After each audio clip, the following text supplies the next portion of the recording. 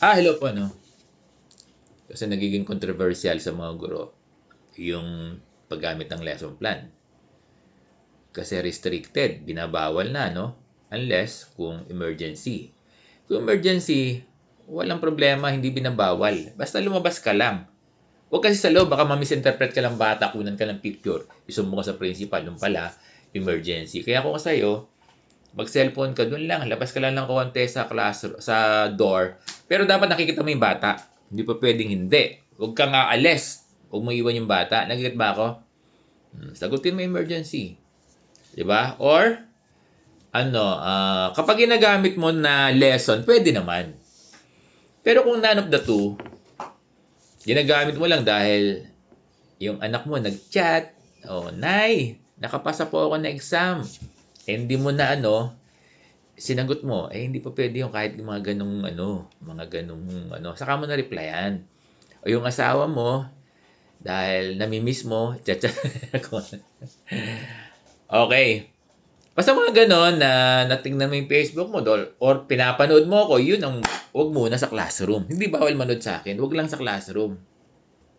Oo, pag free time nyo na vacant time. Di ba? Sir bang paano po kung nahuli ako? Okay, nahuli ka.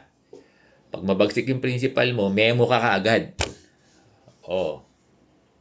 Pero kung hindi, kausapin ko muna. Di ba? Kausapin ko lang muna, ipatawag ko sa office. Pwede naman, kausapin ko lang. Or kung merong place sa na kailang sa office talaga para walang makita no? Sa office. Sige, ingat ka. Si Millicent papasok na. Pangalawang beses, nakita uli. Pwede, mga ibang principal dyan ay memohan ka na. Pangalawang beses mo na di ba? Pwede yun. Kung yun ang mga principal. Ikaw, Sir Bong, kakausapin ko muna uli. Nahuli na kita nung ha? So, pangalawang beses mo na yan.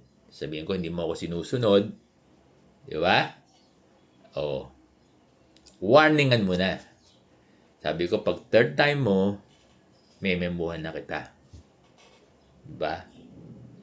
Pero yung mga principal, kahit isa lang minimuhan, wala tayong problema.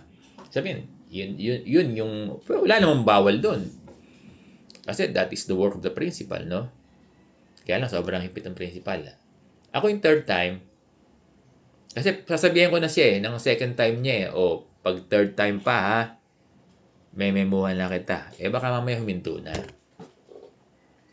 Kung hindi suminto, ayun, memuhan mo na.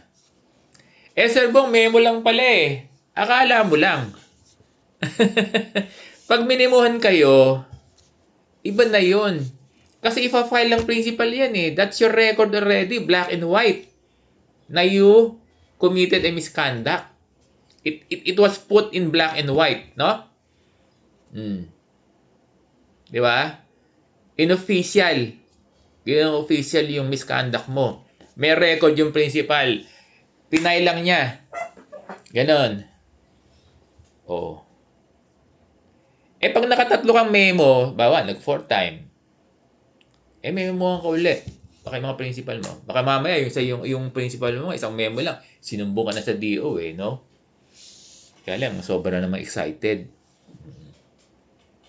Kasi pag yung namemohan ka ng isa, at naulit pa for another memo, pangatlo, bakang i-repair na yan sa sa division office. Oo, kahit naman ako, kung naka-isang memo, may isang memo ko na, inulit ng pangalawa, pangatlo, di ba? Tatlong memo yan. Iba yung mini-memo, mabigat yun, dear teachers. Kaya wag dapat kayong maanuhan ng memorandum. Huwag kayong maanuhan ng memorandum. Kasi iba yung inisyohan kayo ng memorandum for misconduct. Ang kasunod niyan, pag nakatatlo ka ng memorandum, i-refer na kita sa division office. Ganun. Ang rude mo naman, Sir Bong, siyempre, merong may dapat ipatupad di ba, yung ng DepEd. Hindi yun rude. Pero tingin ko naman, pag minimuhan ka na, ay hindi mo na ulitin unless kung talagang defiant ka. O malakas ang loob mo, talagang ayaw mong sumunod, eh mahirap na yun. No? Dear teachers, ganyan yun. So, nagiget ba? Mm.